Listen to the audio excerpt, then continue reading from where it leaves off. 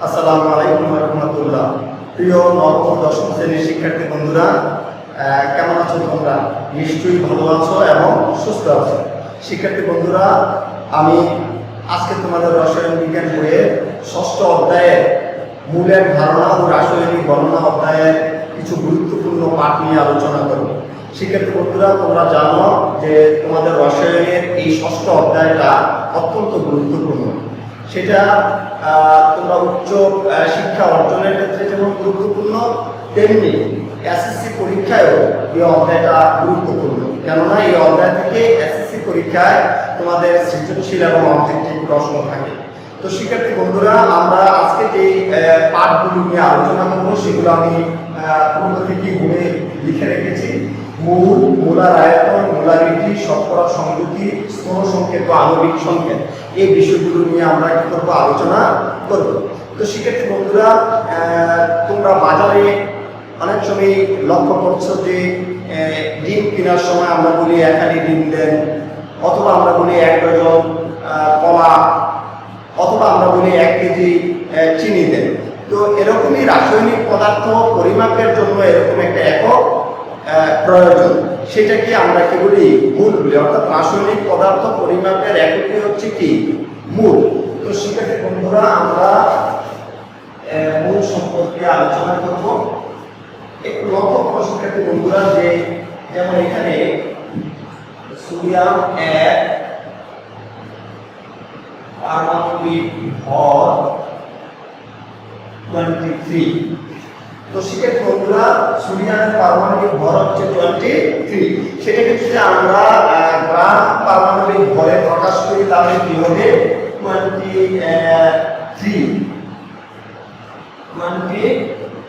23 গ্রাম হবে।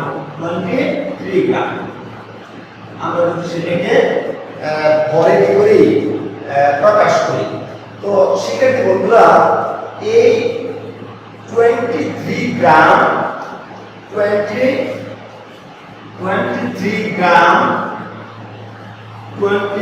Gram sodium পরমাণুতে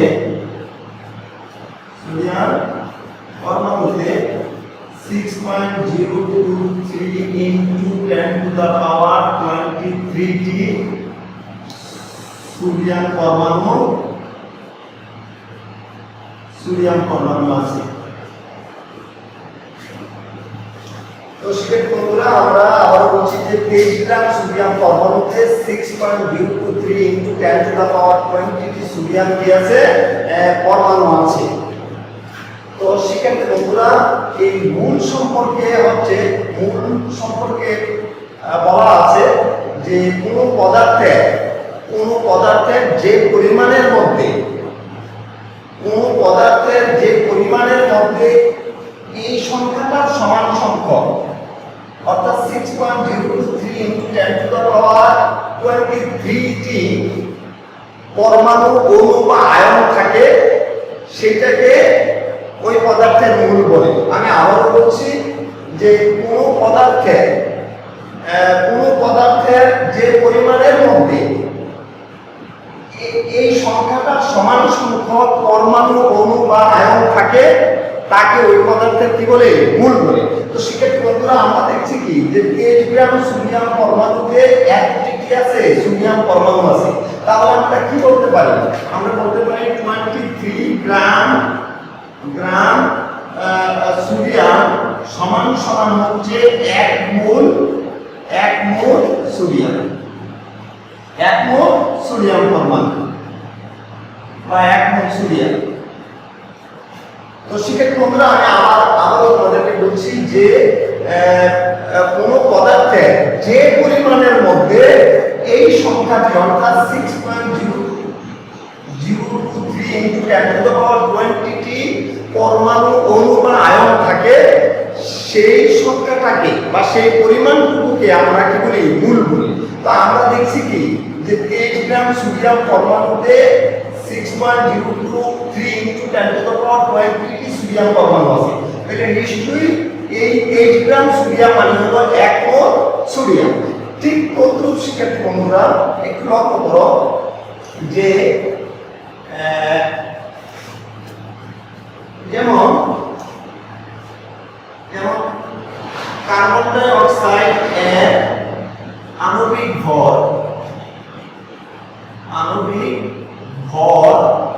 হচ্ছে 44, অর্থাৎ কার্বন ডাই অক্সাইডের আণবিক ভর হচ্ছে 44। তো এই 44 গ্রাম কার্বন ডাই অক্সাইড এ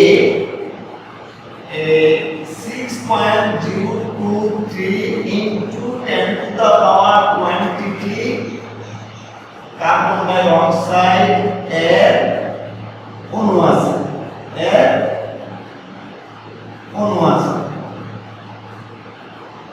তো সেক্ষেত্রে বন্ধুরা আমরা একটু আগেই বলছি যে কোনো পদার্থের যে পরিমাণের মধ্যে এই সংখ্যাটা সমান সংখ্যক পরমাণু অণু বা আয়ন থাকে সেই অংশটুকুকে আমরা কি বলি, মূল বলি। তো যেহেতু 44 গ্রাম কার্বন ডাই অক্সাইডে এই সংখ্যাটা সমান সংখ্যক কি আছে, কার্বন ডাই অক্সাইডের অণু আছে, তাহলে আমরা বলতে পারি যে 44 গ্রাম কার্বন ডাই অক্সাইড সমান সমান হচ্ছে 1 মোল কার্বন ডাই অক্সাইড, 1 মোল কার্বন ডাই অক্সাইড। সেক্ষেত্রে বন্ধুরা বিষয়টা মনে হয় তোমরা বুঝতে পেরেছো। অন্যভাবে যদি আমরা বলি, যেমন সালফিউরিক অ্যাসিড, এত এর আণবিক ভর, আণবিক ভর হচ্ছে 1 into 2 plus 32 into 1 plus 60 into 4। তার মানে হলো হাইড্রোজেনের পারমাণবিক ভর 1 আর হাইড্রোজেনের পরমাণু সংখ্যা 2 আমরা দিয়ে গুণ দিছি। সালফারের পারমাণবিক ভর হচ্ছে 32, সালফারের পরমাণু সংখ্যা হচ্ছে 1 দ্বারা গুণ দিছি, এবং সরি এখানে ভুল আছে, এবং অক্সিজেনের পারমাণবিক সংখ্যা হচ্ছে 60 এবং পরমাণু সংখ্যা হচ্ছে 4, তো আমরা 4 দ্বারা গুণ দিয়েছি। তাহলে যদি 2 plus 32 plus 64, তার মানে হচ্ছে এত। তো সেক্ষেত্রে বন্ধুরা দেখো, সালফিউরিক অ্যাসিডের আণবিক ভর হচ্ছে 98। এটাকে যদি আমরা গ্রাম আণবিক ভরে প্রকাশ করি তাহলে কি হবে, তাহলে হবে 1 গ্রাম। তো তার মানে হচ্ছে যে এই 98 গ্রাম সালফিউরিক অ্যাসিড সমান কি 1 মোল। তার মানে 98 গ্রাম সালফিউরিক অ্যাসিড সমান হচ্ছে 1 মোল সালফিউরিক অ্যাসিড, 1 মোল সালফিউরিক অ্যাসিড। এই কথার অর্থ হচ্ছে এই 98 গ্রাম সালফিউরিক অ্যাসিডের মধ্যে এই সংখ্যাটা আছে, অর্থাৎ এই সংখ্যাটার সমান সংখ্যক কি আছে, অণু আছে। তো সুতরাং 98 গ্রাম সালফিউরিক অ্যাসিড সমান 1 মোল সালফিউরিক অ্যাসিড। তো সেক্ষেত্রে বন্ধুরা আশা করছি বিষয়টা তোমরা বুঝতে পেরেছো। তো সেক্ষেত্রে বন্ধুরা আমরা একটি সমস্যা দেখি কিভাবে এটা নির্ণয় করা যায়। যেমন আমাকে যদি বলে যে 245 গ্রাম সালফিউরিক অ্যাসিডে কতটি সালফিউরিক অ্যাসিড এর অণু আছে,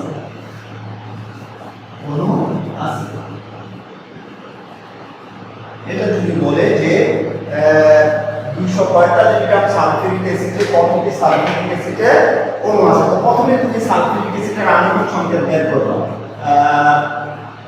এত এর আণবিক ভর, সালফিউরিক অ্যাসিডের আণবিক ভর সমান সমান হচ্ছে 1 into 2 plus 32 into 1 plus 16 into 4, তার মানে হলো 98। এটাকে যদি আমরা গ্রাম আণবিক ভরে প্রকাশ করি তাহলে হবে 98 গ্রাম। তার মানে 98 গ্রাম, তার মানে 1 মোল সালফিউরিক অ্যাসিড, 1 মোল সালফিউরিক অ্যাসিড সমান 98 গ্রাম সালফিউরিক অ্যাসিড, এত গ্রাম সালফিউরিক অ্যাসিড। তো সেক্ষেত্রে তোমরা লক্ষ্য করো যে 1 মোল সালফিউরিক অ্যাসিড সমান হচ্ছে 98 গ্রাম সালফিউরিক অ্যাসিড। তো আমরা জানি 1 মোল sulphuric অ্যাসিডে 6.023 into 10 to the power quantity কি থাকে, সালফিউরিক অ্যাসিডের অণু থাকে। তাহলে আমরা কি লিখতে পারি, এখানে আমরা লিখতে পারি যে 98 গ্রাম 98 গ্রাম সালফিউরিক অ্যাসিডে অণুর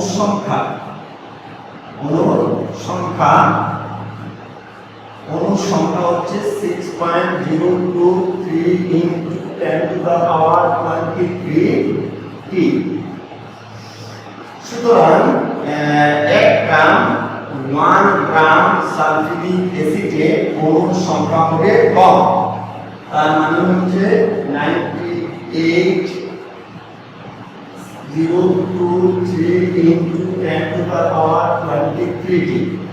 সুতরাং সেক্ষেত্রে বন্ধুরা এখানে 245 এত গ্রাম সালফিউরিক অ্যাসিডে অণুর সংখ্যা হবে বেশি, তার মানে 98 উপরে হবে 6.023 into 10 to the power 23 into হবে 245 এত।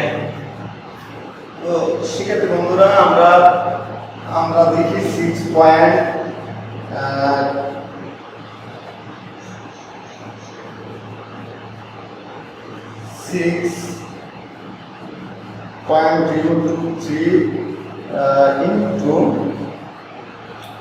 into 10 to the power। তো এটা হচ্ছে সেক্ষেত্রে বন্ধুরা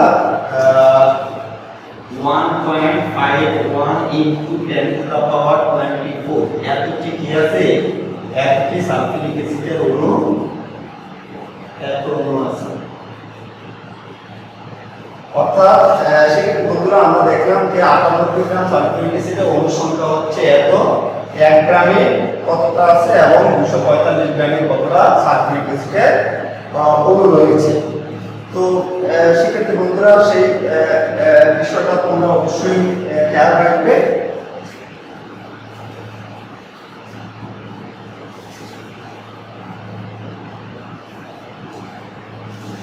তো সেক্ষেত্রে বন্ধুরা মোলার আয়তন হচ্ছে 1 মোল পরিমাণ পদার্থের আয়তনকে মোলার আয়তন বলে। 1 মোল পরিমাণ পদার্থের আয়তনকে মোলার আয়তন বলে। যেমন এটাও আমরা জানি যে 0 ডিগ্রি সেলসিয়াস তাপমাত্রা এবং 1 বায়ুমণ্ডলীয় চাপে যে কোনো গ্যাসের মোলার আয়তন হচ্ছে 22.4 লিটার। তো সেক্ষেত্রে বন্ধুরা যেমন এখানে 1 মোল অক্সিজেন এত সমান হচ্ছে 32 গ্রাম অক্সিজেন, এত অক্সিজেনের অণু বা এত গ্রাম অক্সিজেনকে বোঝায়। তো 1 মোল যদি এই 32 গ্রাম অক্সিজেন হয় তাহলে এই 32 গ্রাম অক্সিজেনের আয়তন হবে 22.4 লিটার। তাহলে সেক্ষেত্রে বন্ধুরা যে 1 মোল পরিমাণ যে কোনো গ্যাসের 1 মোল পরিমাণ যে কোনো গ্যাস যেই আয়তনটা দখল করে সেটাই তার কি মোলার আয়তন। তো সেক্ষেত্রে বন্ধুরা এখানে 1 মোল অক্সিজেন গ্যাস হচ্ছে 32 গ্রাম, তাহলে এই 32 গ্রাম অক্সিজেনের আয়তন হবে 22.4 লিটার। আবার এই 32 গ্রামের মধ্যে 6.02 into 10 to the power 23 কি আছে, অক্সিজেনের অণু আছে। তার মানে তার আয়তন হচ্ছে 22.4 লিটার। তো সেক্ষেত্রে বন্ধুরা আমরা দেখি যে তোমাদেরকে যদি বলে যে 10 গ্রাম কার্বন ডাই অক্সাইড এর আয়তন মোলার আয়তন বা আয়তন কত এর করতে বলি। 10 গ্রাম কার্বন ডাই অক্সাইডের মোলার আয়তন বা আয়তন কত। তো সেক্ষেত্রে বন্ধুরা এখানে আমরা জানি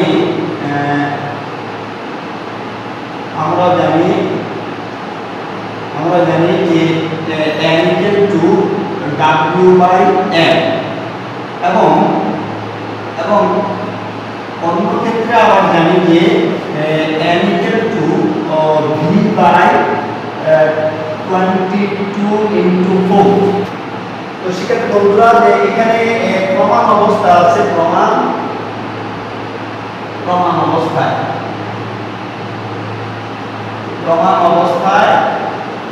13 গ্রাম কার্বন ডাই অক্সাইডের আয়তন কত? তাহলে আমরা এটা জানি। সেক্ষেত্রে তোমরা একটু লক্ষ্য করো যে এখানে n, তো n যদি W/m হয়, তাহলে এখানে W/m V/ এত হয়। তো শিক্ষার্থী বন্ধুরা এখানে একটু লক্ষ্য করো যে এখানে 10 গ্রাম বলছে, কি বলছে 10 গ্রাম।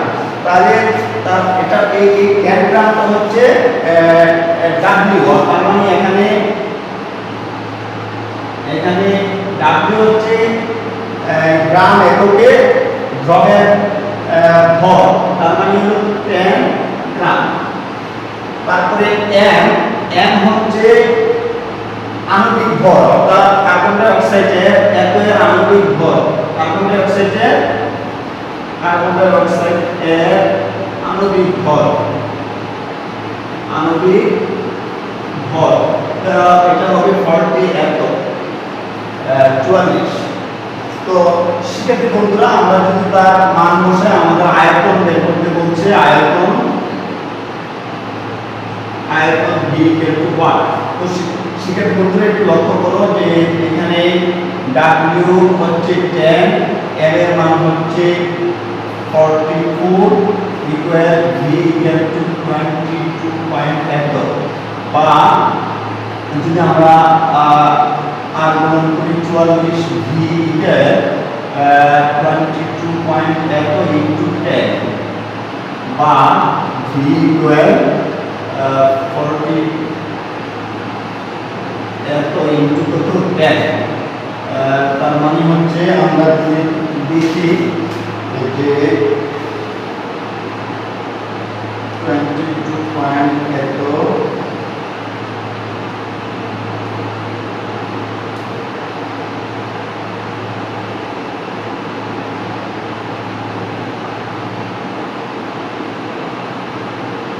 তার মানে হচ্ছে 5.09 এত লিটার।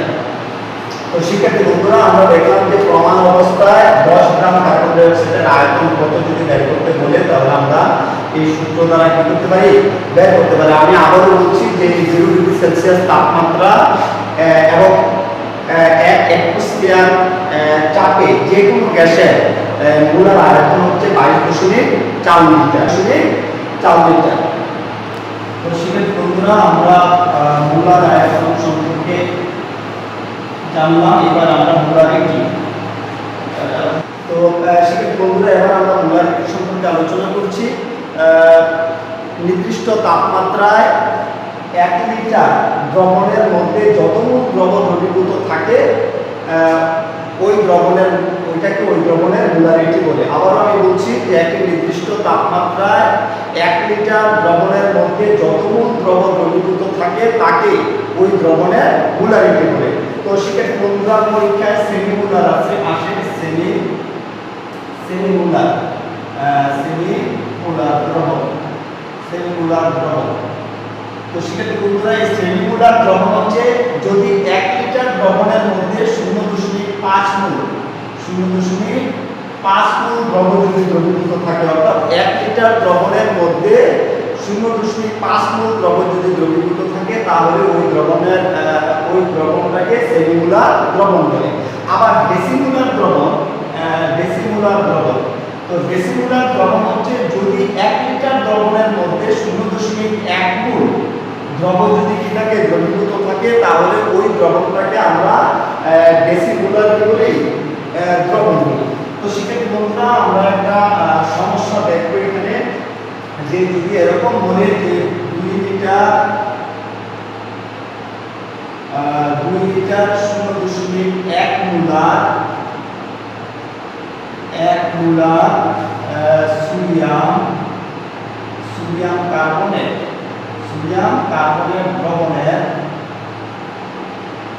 দ্রবণের মধ্যে সোডিয়াম দ্রবণের মধ্যে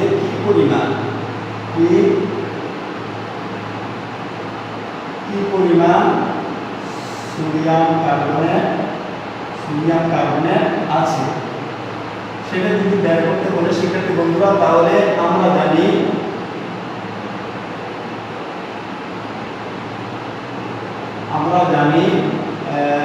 W equal to SVM divided by 1000। তো এখানে শিক্ষার্থী বন্ধুরা একটু লক্ষ্য করো, এখানে 2 লিটার, এটা হচ্ছে আয়তন, কি আয়তন 2 লিটার, 2 লিটার। তো এই লিটারটাকে অবশ্যই মিলিলিটারে নিতে হবে। 2 × 1000 দ্বারা তাকে কি দিতে হবে, গুণ দিতে হবে 1000 দ্বারা। তার মানে হলো 2000 মিলিলিটার হয়ে যাবে, মিলিলিটার 2000। তো এই 2000 মিলিলিটার দ্বারা আমি আবার বলছি যে লিটারটাকে কিসে নিতে হবে, মিলিলিটারে নিতে হবে। তো এখানে হচ্ছে 0.1 মোলার, সেটা হচ্ছে মোলারিটি অ্যাসিটাল গ্রুপ এত, এবং m হচ্ছে আণবিক ভর, কার সোডিয়াম কার্বনেট, এত এর আণবিক ভর, এত এর আণবিক ভর m equal to, শিক্ষার্থী বন্ধুরা লক্ষ্য করো যে সোডিয়ামের পারমাণবিক ভর হচ্ছে 23, পরমাণুর সংখ্যা 2 প্লাস কার্বনের হচ্ছে 12 × 1 প্লাস অক্সিজেনের হচ্ছে 16 × 3, তার মানে হচ্ছে 46 প্লাস 12 প্লাস হচ্ছে 48, তাহলে কত হচ্ছে 8 10 16 6 আছে 5 6 6 4 10 106। তো আমাকে এখানে শিক্ষার্থী বন্ধুরা, আমাকে এখানে দ্রবের পরিমাণটা অর্থাৎ W = 1 দ্রবের পরিমাণ বের করতে বলছে। তো আমি যদি মান বসাই, এখানে S এর মান হচ্ছে 0.1 ইনটু V এর মান হচ্ছে 2106 ডিভাইডেড বাই 1000। তো শিক্ষার্থী বন্ধুরা, আমরা যদি এখানে দেখি যে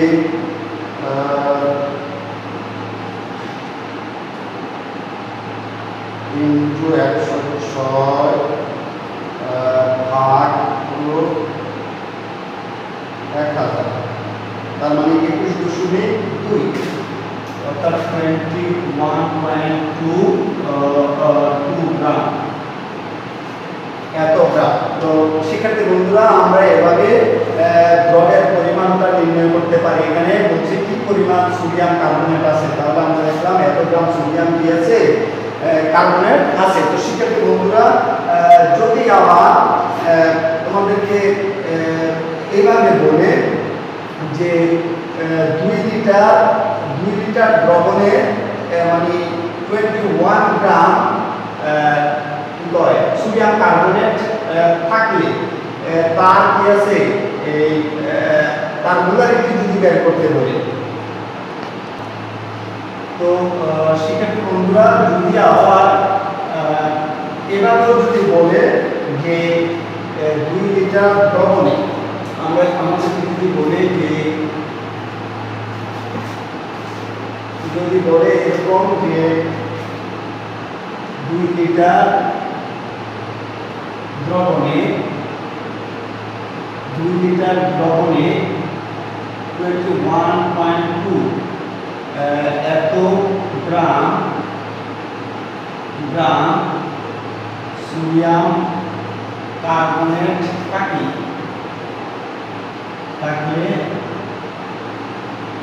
দ্রবণের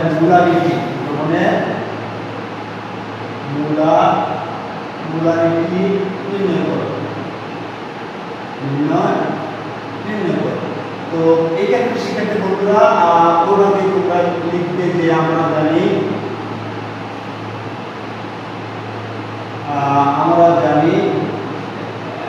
W equal to SVM divided by 1000। তো শিক্ষার্থী বন্ধুরা, আমরা বলছি যে আয়তনটা মিলিলিটার নিতে হবে, তার মানে আয়তন V equal to 2 লিটার, এটাকে আমরা মিলিলিটারে নেব। 1000 দ্বারা গুণ দিলে সেটা মিলিলিটার হবে, তার মানে হলো 2000 মিলিলিটার। তো এখানে দ্রবের পরিমাণ দেওয়া আছে, দ্রবের পরিমাণ পরিমাণটা দেওয়া আছে, দ্রবের পরিমাণ W=21.2 এত গ্রাম। আর কি দেওয়া আছে, সোডিয়াম কার্বনেটের আণবিক ভর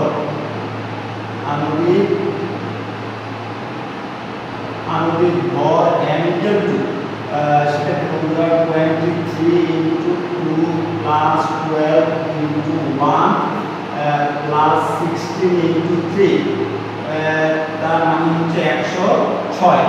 তাহলে আমাকে মোলারিটি বের করতে বলছে, মোলারিটি S=1।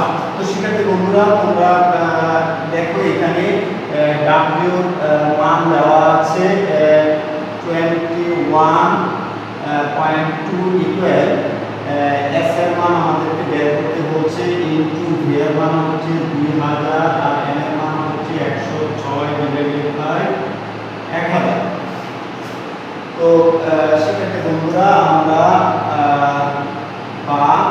যদি আমরা এখানে 0 0 কাটি তাহলে এখানে 212x এত হবে, বা S = 212 আর এত, বা S আমরা যদি এটাকে ভাগ দিই তাহলে 0.1 হবে। তাহলে সুতরাং S = 0.1। তার মানে দ্রবণের মোলারিটি হবে 0.1 এত মোল।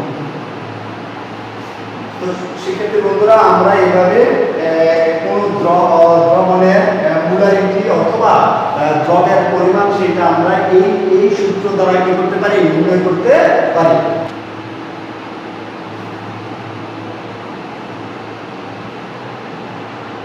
তো সেক্ষেত্রে বন্ধুরা এবার আমরা শতকরা সংযুতি নিয়ে আলোচনা করছি। শতকরা সংযুতি হচ্ছে কোন যৌগের এই 100 গ্রামের মধ্যে কোন মৌল যত গ্রাম থাকে সেটাকে তার শতকরা সংযুতি বলে। তো সেক্ষেত্রে বন্ধুরা আমাদেরকে যদি বলে যে sodium sulphate A, sodium sulphur ও অক্সিজেন এর শতকরা সংযুতি বের করো। আমাকে যদি এরকম বলে যে সোডিয়াম সালফেটে সোডিয়াম সালফার ও অক্সিজেনের শতকরা সংযুতি বের করো। তো প্রথমে আমরা এই সোডিয়াম সালফেটের আণবিক ভরটা বের করব, অর্থাৎ সোডিয়াম সালফেটের আণবিক ভর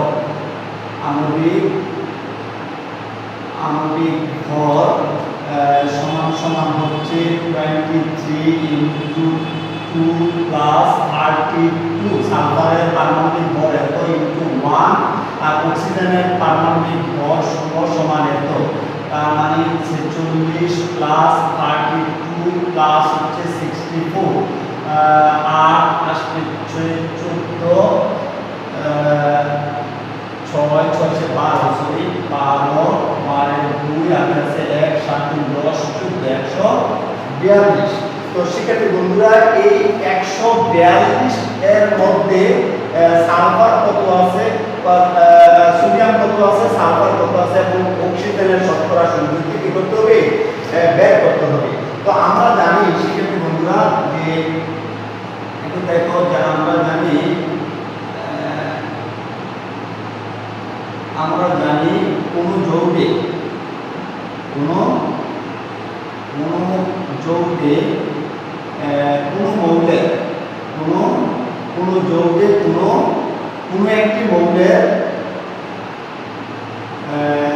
একটি মৌলের শতকরা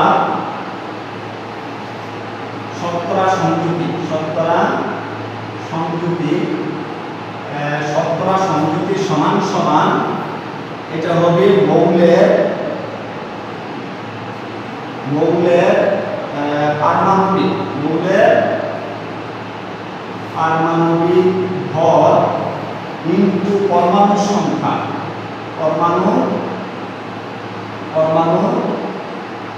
পরমাণু সংখ্যা ইনটু 100 ডিভাইডেড বাই যৌগের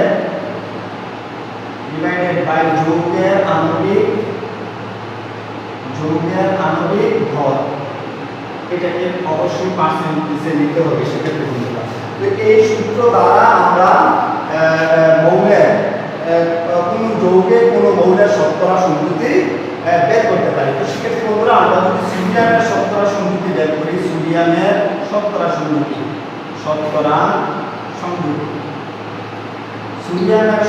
সংযুতি যদি আমরা বের করি সেক্ষেত্রে বন্ধুরা একটু লক্ষ্য করো যে এখানে হচ্ছে মৌলের পারমাণবিক ভর। তো সোডিয়ামের পারমাণবিক ভর হচ্ছে 23 ইনটু তারপর হচ্ছে পরমাণু সংখ্যা আছে 2টি ইনটু 100 ডিভাইডেড বাই যৌগের আণবিক ভর, তার মানে 142। এটা আমরা পার্সেন্টেজে অবশ্যই নিতে হবে। তো সেক্ষেত্রে বন্ধুরা আমরা দেখি সেটা কত হয়। এটা হচ্ছে 46 ডিভাইডেড বাই 142, 4600 ডিভাইডেড বাই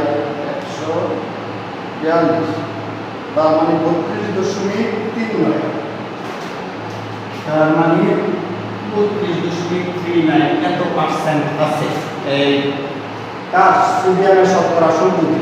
তো সেক্ষেত্রে বন্ধুরা তোমাদেরকে যদি বলে সালফারের শতকরা সংযুতি কত, তাহলে তুমি এখানে সালফারের শতকরা সংযুতি কত হবে সেক্ষেত্রে বন্ধুরা একটু লক্ষ্য করো যে সালফারের শতকরা সংযুতি হবে, এটা ঠিকই থাকবে, শুধু এখানে সালফারের ভর হচ্ছে 32, পরমাণু সংখ্যা হচ্ছে 1, আর বাকিটা ঠিকই থাকবে। তাহলে আমরা এখানে পাই 3200 ভাগ হলো 142, তার মানে হচ্ছে 22.53, তার মানে হচ্ছে 22.53 এত পার্সেন্ট। তো সেক্ষেত্রে বন্ধুরা ঠিক তদ্রুপ যদি আমাদেরকে যদি অক্সিজেনের শতকরা সংযুতি বের করতে বলে যে অক্সিজেন, তাহলে এখানে কত হবে, অক্সিজেনের হবে 16, পরমাণু সংখ্যা হচ্ছে 4, আর বাকিটা ঠিকই থাকবে। তো সেক্ষেত্রে বন্ধুরা একটু লক্ষ্য করো যে কত হচ্ছে 64 ডিভাইডেড বাই 142 ইকুয়াল 45.07, তার মানে হলো 45%। তো সেক্ষেত্রে বন্ধুরা এইভাবে আমরা শতকরা সংযুতি বের করতে পারি। এই শতকরা সংযুতিগুলো আবার যোগ করলে যদি 100 হয় তাহলে তুমি বুঝবা যে তোমার এই শতকরা সংযুতিটা কি আছে, ঠিক আছে। তো সেক্ষেত্রে বন্ধুরা আমরা শতকরা সংযুতি দেখলাম। তো আমরা এবার স্থূল সংকেত আণবিক সংকেত দিকে আণবিক সংকেত, কারণ আণবিক সংকেতের মধ্যে অবশ্যই স্থূল সংকেত রয়েছে। তো সেক্ষেত্রে বন্ধুরা আমরা যদি একটু সমস্যা দেখি যে কার্বন, হাইড্রোজেন,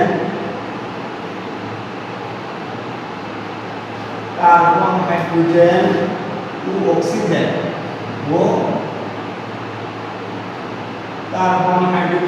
অক্সিজেন দ্বারা গঠিত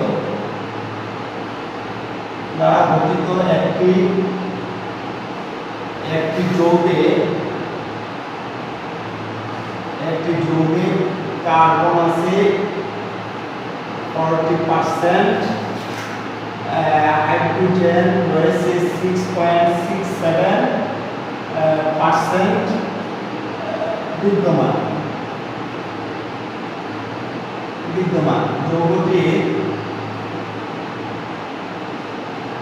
যৌগটির বাষ্প ঘনত্ব, যৌগটির বাষ্প ঘনত্ব এত হলে যৌগটির আণবিক সংকেত নির্ণয় করো। তো শিক্ষার্থী বন্ধুরা, প্রথমে এখানে কার্বন, হাইড্রোজেন ও অক্সিজেন তিনটা মৌল রয়েছে। তো এখানে দুইটা মৌলের শতকরা সংযুক্তি দেওয়া আছে। তো তো শিক্ষার্থী বন্ধুরা, প্রথমে যে এখানে অক্সিজেন আছে, অক্সিজেনের শতকরা, অক্সিজেন এর শতকরা সংযুক্তিটা আমরা বের করব। অক্সিজেনের শতকরা সংযুক্তি সমান সমান হবে 100 থেকে এই দুটোটার সমষ্টি আমরা বাদ দেব, তার মানে 6.67, এই এত বাদ দেব, তার মানে 100 মাইনাস হচ্ছে 46.67 এত পার্সেন্ট সমান 100 থেকে আমরা সেটা বিয়োগ দিয়ে দিচ্ছি। 100 মাইনাস 46.67 ইকুয়াল হচ্ছে 53.3, তার মানে 53.33%। এটা হলো অক্সিজেন। তো সেক্ষেত্রে বন্ধুরা, তোমরা আমরা তিনটা মৌলের শতকরা সংযুক্তি পেয়েছি। এবার এই মৌলগুলো স্ব পারমাণবিক ভর দ্বারা, আমি লিখছি না সেটা, মৌলগুলো স্ব পারমাণবিক ভর দ্বারা তাদের শতকরা সংযুক্তিটাকে ভাগ দিতে হবে।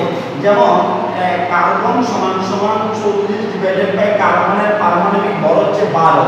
যেমন হাইড্রোজেনের ক্ষেত্রে হাইড্রোজেনের শতকরা সংযুক্তি হচ্ছে 6.67, তার পারমাণবিক ভর হচ্ছে 1 এবং 53.33, আর অক্সিজেনের পারমাণবিক ভর হচ্ছে, সরি এটা অক্সিজেন সমান হবে, অক্সিজেন এবং অক্সিজেন সমান হবে এত।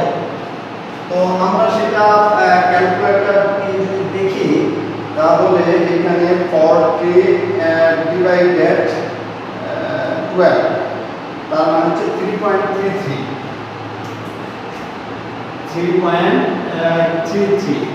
সেটা 6.67। আর এইটাকে যদি আমরা দেখি, তাহলে 53, তার মানে 3.33। তো সেক্ষেত্রে বন্ধুরা, আমরা আবারও বলছি, প্রথমে এই শতকরা সংযুক্তিগুলোকে তাদের স্ব পারমাণবিক ভর দ্বারা কি দিতে হবে, ভাগ দিতে হবে। ভাগ দেওয়ার পরে যে ভাগফলটা পাওয়া যাবে, সেই ভাগফলগুলোর মধ্যে, মানে প্রাপ্ত ভাগফলগুলোর মধ্যে সবচেয়ে ক্ষুদ্রতম বা সবচেয়ে ছোট যে ভাগফলটা আছে, সেই ভাগফলটা দিয়ে পুনরায় এই ভাগফলগুলোকে আবার কি দিতে হবে, ভাগ দিতে হবে। সেক্ষেত্রে বন্ধুরা, তোমরা সেটা খাতায় লিখে নিবে যে প্রাপ্ত ভাগফলগুলোর মধ্যে সবচেয়ে ক্ষুদ্রতম ভাগফল দ্বারা এই প্রাপ্ত ভাগফলগুলোকে পুনরায় ভাগ করে পাই। তার মানে হচ্ছে, দেখো, কার্বন সমান 3.33, এটাকে 3.33 দ্বারা ভাগ দিতে হবে, কেননা এখানে সবচেয়ে ক্ষুদ্রতম ভাগফল হচ্ছে 3.33। তো এটা দ্বারা ভাগ দিলে ফল হবে কত, 1।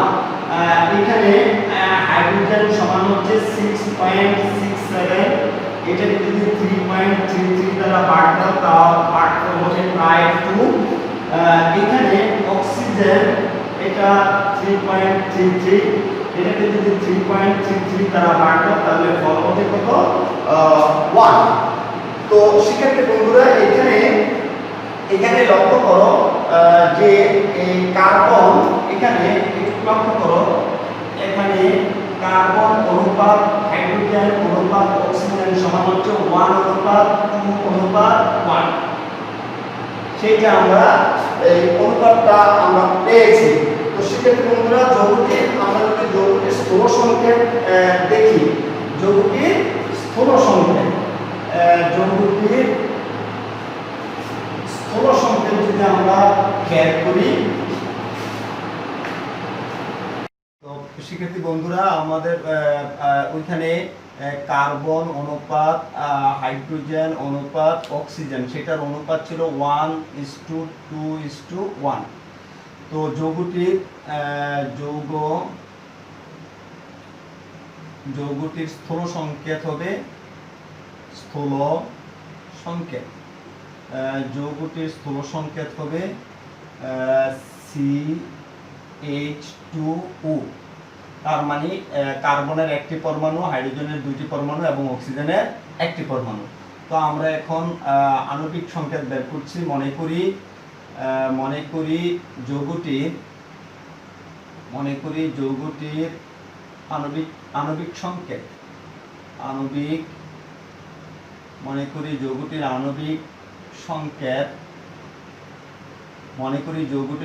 সংকেত এত n।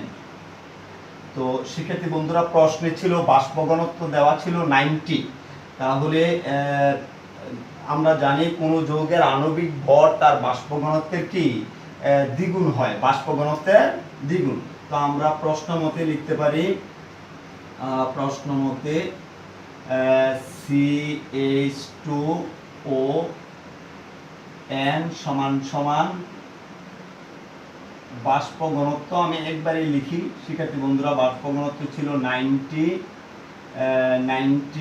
ইনটু হবে 2, তার মানে বাষ্প ঘনত্বের দ্বিগুণ।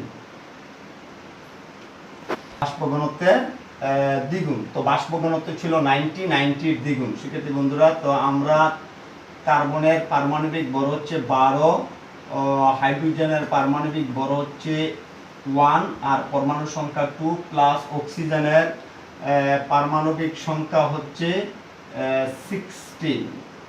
এত হলো n সমান হচ্ছে 180 শিক্ষার্থী বন্ধুরা। তো বা এখানে দেখো 12 + 2 + 16n সমান এত 180, বা এখানে 8 এলো 18 20 30 30n = 180, বা n = 30 180। তো আমরা যদি কাটাকাটি করি তাহলে 6, বা n = 6, সুতরাং n = 6।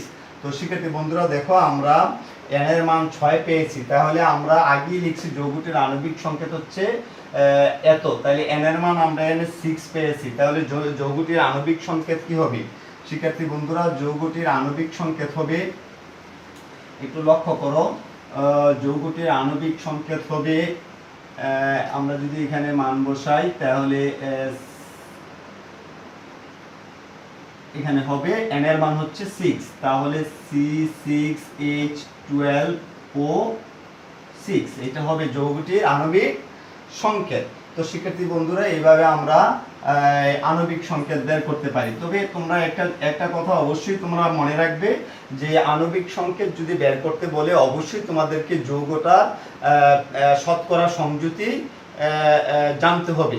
অর্থাৎ যৌগে মৌলগুলো শতকরা সংযুতি যদি জানো, তাহলে যৌগে মৌলগুলো শতকরা সংযুতিকে তাদের স্ব পারমাণবিক ভর দ্বারা ভাগ দিলে যে ভাগফলটা পাওয়া যায়, সেই ভাগফলটার মধ্যে যে ক্ষুদ্রতম যে ভাগফল আছে, সেই ভাগফল দিয়ে পুনরায় আবার ওই ভাগফলগুলোকে ভাগ দিলে তোমরা ওই স্থূল সংকেতে, যৌগের স্থূল সংকেতে যে মৌলগুলো থাকে তার একটা অনুপাত পাওয়া যায়, এবং সেই অনুপাত অনুসারে যদি সাজাও তাহলে যৌগটির স্থূল সংকেত পাওয়া যাবে, এবং স্থূল সংকেত থেকে পরে আণবিক সংকেত নির্ণয় করা যায়।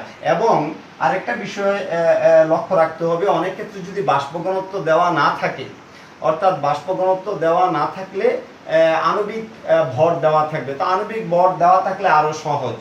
যদি বাষ্প ঘনত্ব দেওয়া থাকে তাহলে মনে রাখবে যে বাষ্প ঘনত্বের দ্বিগুণ হচ্ছে কোনো যৌগের আণবিক ভর। তো শিক্ষার্থী বন্ধুরা, আমরা একটা বাড়ির কাজ দিচ্ছি। 90 আণবিক ভর বিশিষ্ট যৌগ M এর 15 গ্রাম বিশ্লেষণ করে 0.33 গ্রাম হাইড্রোজেন, 4 গ্রাম কার্বন এবং 10.67 গ্রাম অক্সিজেন পাওয়া যায়। M যৌগটির আণবিক সংকেত নির্ণয় করো। তো শিক্ষার্থী বন্ধুরা, তোমরা মনে রাখতে হবে যে আণবিক সংকেত নির্ণয় করতে গেলে অবশ্যই আমাকে আগে স্থূল সংকেত নির্ণয় করতে হবে। আর স্থূল সংকেত নির্ণয় করতে গেলে অবশ্যই আমার এখানে হাইড্রোজেন, কার্বন এবং অক্সিজেনের শতকরা সংযুতি আমাকে কি করতে হবে, জানতে হবে। তো শিক্ষার্থী বন্ধুরা, এখান থেকে তোমরা সেইটা প্রথম চিন্তা করবে যে আমি এখান থেকে কিভাবে হাইড্রোজেন, কার্বন এবং অক্সিজেনের শতকরা সংযুতিটা আমি বের করতে পারবো। তাহলে তোমরা এই সমস্যাটা সমাধান করতে পারবে। তো শিক্ষার্থী বন্ধুরা, তোমরা এই বাড়ির কাজটা সমাধান করে স্কুল খোলার পরে তোমাদের সম্মানিত রসায়ন বিজ্ঞানের যে শিক্ষক আছে ওনার কাছে তোমরা সেই বাড়ির কাজটা দেখাবে। তো তোমরা ভালো থাকো এবং সুস্থ থাকো।